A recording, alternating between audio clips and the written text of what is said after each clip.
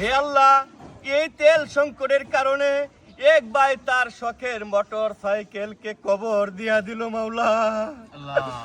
আয় আল্লাহ, আমরা সেই মোটর সাইকেলের আত্মার মাগফিরাত কামনা করি।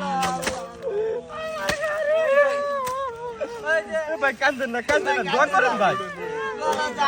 কাঁদেন না, কাঁদেন না, কবলে যা আছে হে আল্লাহ, সবাই আমিন বলেন, আমিন বলেন, কাঁদেন না, আমিন বলেন। ভাই কাঁদলে কি গো, তেল সংকট, তেল সংকট শেষ হয়ে যাবে কি রে? আল্লাহ রে আল্লাহ, কান্দাকাটি করলে কি গো?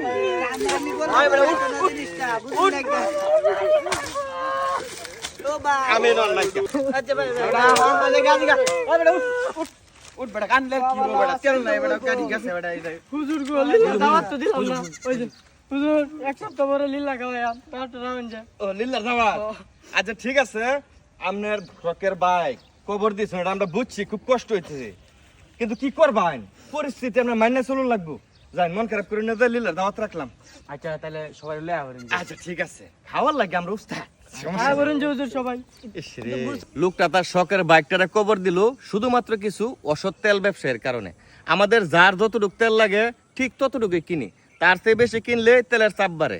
খোলা বাজারে কিছু অসৎ তেল ব্যবসায়ের কারণে আজকে মনে করুন আমরা তেল পাইতেছি না, তাহলে প্রয়োজনে বেশি কিনলেই তেলের চাপ। তো সবাই ভালো থাকবেন, সুস্থ থাকবেন, আল্লাহ হাফেজ।